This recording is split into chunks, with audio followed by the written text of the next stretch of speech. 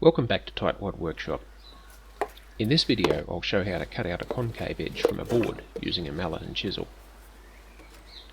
Start by marking your curve with a suitable object.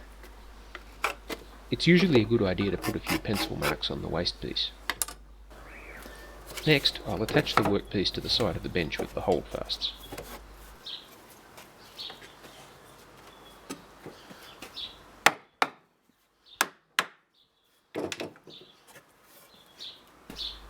Now I'll make a saw cut down to the centre of the cavity.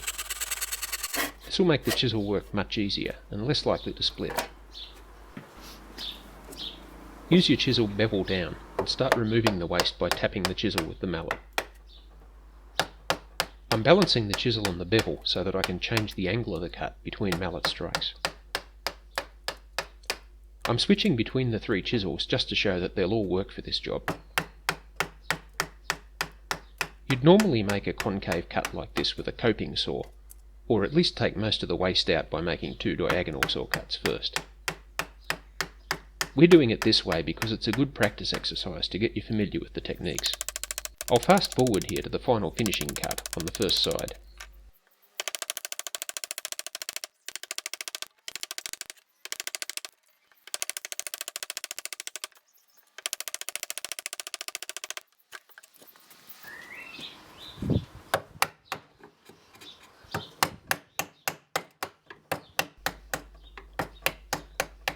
You can see that I'm constantly changing the angle of the chisel to keep the cut close to the pencil line.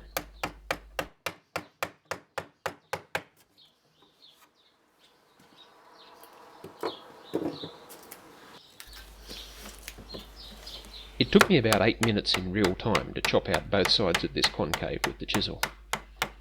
Feel free to jump ahead to 3 minutes 30 if you'd just like to see the final finishing at the bottom of the cut.